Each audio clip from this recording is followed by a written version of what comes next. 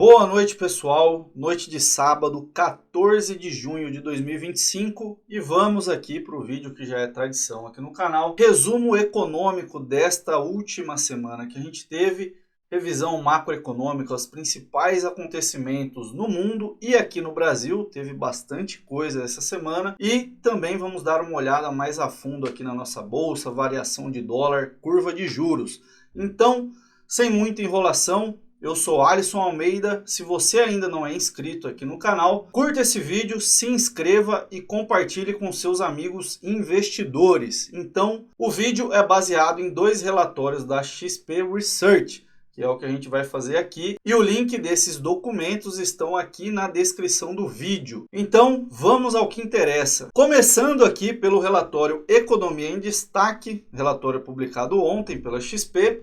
Governo apresenta alternativas ao IOF. Esta semana, na quinta-feira, o governo publicou uma medida provisória que ainda vai ser votada no Congresso. Não vou focar muito aqui nos detalhes, porque entre hoje e amanhã farei um vídeo só falando dessa MP. Então, principal ponto aqui dessa semana foi também o conflito militar que começou lá, a guerra Israel e Irã. O Israel atacou inicialmente o Irã. Isso daí é uma guerra que levou o preço do petróleo lá para cima, teve uma volatilidade extremamente alta. Isso daí tem dois pontos positivos, um ponto positivo, outro ponto negativo aqui para o Brasil. O preço do petróleo estava ali, o Brent, que é usado aqui no Brasil, estava abaixo dos $70 o barril, aumentou para $75. No Brasil foi publicada a medida provisória que eleva tributos para compensar a revisão do IOF, aquilo que eu comentei agorinha, mas ainda precisa ser aprovada no Congresso. E o Congresso, pelo jeito, disse que não vai aprovar, então vamos ver como que vai ser o desenrolar disso daí. Essa semana a gente teve a divulgação do IPCA, a nossa inflação oficial. Ela teve uma queda, desacelerou na verdade, para 5,32% em maio. Isso aqui olhando os últimos 12 meses. Ante abril estava 5,53%. O gráfico da semana aqui do relatório: tensões no Oriente Médio elevam o preço do petróleo. Então o preço do petróleo estava em uma queda nos últimos 3 anos ali, quando a gente teve um valor muito alto de mais de $100 o preço do barril. Estava ali próximo a 62, 65, pouco tempo atrás, e agora você vê essa alta aqui vertiginosa. Foi exatamente quando saiu a notícia de que o Israel estava atacando o Irã, que é um grande produtor de petróleo no mundo. Então, isso daí você leva a escassez na produção do petróleo. Como é algo se torna mais escasso, tem menos dele, o preço sobe. Então aqui falando sobre as tensões no Oriente Médio elevaram o preço do petróleo, estava antes a 66,60 o preço por barril, teve uma alta de mais de 12% em relação a esse preço mínimo, batendo até o momento $75 por barril. Aqui o preço do petróleo em alta é positivo para a arrecadação de impostos do Brasil, lembrando que a Petrobras é uma grande pagadora de dividendos para o nosso governo, não só para investidores, como o governo tenta vender aí por aí de vez em quando. E só que em contrapartida o petróleo alto ali, se a gente tiver aumento nos preços do diesel, da gasolina, a gente tem um aumento na inflação, porque o nosso sistema de frete, transporte de produtos, mercadorias, ele é muito terrestre. Então você tem ali um aumento no preço dos combustíveis, aumenta o frete, o que aumenta a inflação consequentemente. Então, a ver aí como que vai ser esses impactos na nossa inflação aqui do Brasil. Negociações entre Estados Unidos e China têm desfecho positivo em Londres. Inflação norte-americana desacelera em maio. Então isso aqui lá nos Estados Unidos, ao contrário aqui do Brasil, o Brasil sempre na contramão do mundo. Aqui muito provavelmente a gente tem um aumento da taxa Selic nesta próxima semana. Lá a taxa Selic dos Estados Unidos muito provavelmente deve começar a cair ainda este ano. Com esses dados de inflação fortalecem isso daí. Mas no outro lado da balança, a inflação ainda deve acelerar devido a essas elevações das tarifas que o presidente Trump fez recentemente. No Brasil, a medida provisória que substitui o aumento do IOF deve ser insuficiente. Na visão da XP, a arrecadação não será suficiente para compensar integralmente a redução de IOF, considerando ali que a mudança do último decreto ali não seja tão alterada. A MP, medida provisória, ainda tem que passar pelo Congresso, e aquilo que eu disse no começo, Hugo Mota, o presidente da Câmara, diz que votará com urgência para derrubar a alta do IOF. Então, vai ficar uma guerra ali por agora entre o Congresso e a presidência. Inflação desacelera em meio à valorização do real. A inflação brasileira desacelerou em maio, com o IPCA subindo apenas 0,26, abaixo das expectativas do mercado. O dado de 12 meses de 5,53% caiu para 5,32%. Lembrando que essa valorização do real se deve muito à entrada de capital estrangeiro aqui no Brasil, dado essa incerteza econômica lá nos Estados Unidos. Então, muitos investidores estrangeiros, quem coloca dinheiro mesmo, quem movimenta o mercado no Brasil, trouxeram dinheiro para todos os emergentes, incluindo o Brasil. Então, isso daí fez com que a nossa bolsa andasse e também o dólar se desvalorizasse frente ao real. Então, o real valorizou frente ao dólar.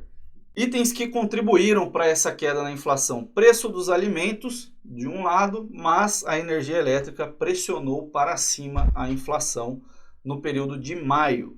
Os principais riscos continuam sendo os estímulos fiscais. Então, o governo, em anos eleitorais, um governo mais com viés populista, tende a aumentar Bolsa Família. Já anunciaram ali isenção de conta de luz para algumas pessoas que entram ali numas regras, e quem vai pagar é outra parte da população. Agora vamos aqui para o resumo semanal da Bolsa aqui no Brasil e lá fora, semana do dia 9 ao dia 13 de junho. O Ibovespa subiu 0,8% em reais, equivalente a 1,5% em dólares, ou seja, o dólar caiu também, aos 137.213 pontos. Teve uma sequência de 3 semanas consecutivas de queda. Agora, finalmente, a Bolsa deu uma andada. Ali, novamente, o governo publicou essa semana a medida provisória, que tem ali alguns pontos importantes. Tributação no instrumento de investimentos antes isentos de IR, como LCIs e LCAs. Aqui o gráfico do Ibovespa veio ali uma queda e a gente teve uma alta essa semana. Em dólares, foi a melhor bolsa dentre as principais aqui que a gente analisa. Subiu 1,5%, o Japão subiu 0,9%, Inglaterra 0,7%. Na ponta contrária, Dow Jones, Eurostoxx e Nasdaq caíram ali de 0,6% até 1,3%. Olhando aqui setor e ações aqui no Brasil, setor óleo, gás e petroquímicos, né, Petrobras, PetroRecôncavo, aqui todas se beneficiaram desse conflito Israel-Irã. Então o petróleo lá, aquilo que a gente mostrou no começo, o preço do barril do petróleo subiu, então essas empresas se beneficiam. Na ponta contrária, o setor de agro, instituições financeiras, aqui a gente olha CVC, Raia Drogasil, Uzi Minas, Raízen e IRBR, foram os destaques negativos desta semana na Bolsa Brasileira. Dólar e curva de juros. O dólar fechou a semana numa queda de 0,2%, fechando aos R$ 5,54. Tinha iniciado a semana a 5,56. Na quarta teve uma expressiva alta e depois uma expressiva queda, fechando a semana a 5,54. Agora aqui o gráfico clássico de curva de juros DI. Essa linha azul aqui está tampada, mas é a linha de uma semana atrás, os vértices da expectativa de juros do mercado. Então a gente teve um fechamento na curva de juros. Isso daí diz que o mercado está esperando juros menores ao longo dos próximos anos aqui no Brasil. Aqui, valuation e lucros, preço sobre lucro projetado. A bolsa segue aqui, a gente sempre fala disso, abaixo da média mínima histórica. Então a gente olha aqui um PL próximo a 8 vezes lucro. Estimativa de lucro por ação, a da bolsa caiu fortemente aqui, então a expectativa de lucro das empresas do Ibovespa estão reduzindo. Isso daí se deve muito à taxa de juros atual. Fluxos na B3, entrada e saída de recursos, investidor estrangeiro, essa linha azul aqui, entrando forte ultimamente, aquilo que eu comentei. Então, esse ruído lá dos Estados Unidos favoreceu mercados emergentes como o Brasil. Então trouxe dinheiro para cá, o que fez a nossa bolsa andar e o dólar desvalorizar. Isso daí ajuda muito na nossa inflação. Investidor institucional, linha amarela aqui embaixo na ponta contrária.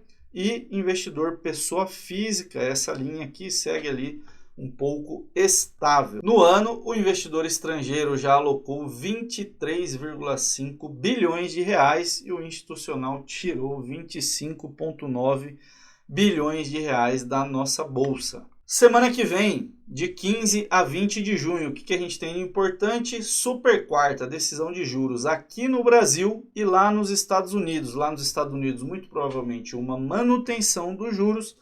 Aqui no Brasil está bem incerto. Vou até mostrar aqui um gráfico de opções ali, de apostas, digamos assim. Então aqui, se você quiser pesquisar, é só você colocar opções de Copom no Google, coloca a data de referência, último dia útil, a data da reunião do Copom, 17 e 18 de junho, né, que é a próxima reunião. A reunião do Copom ela dura 2 dias.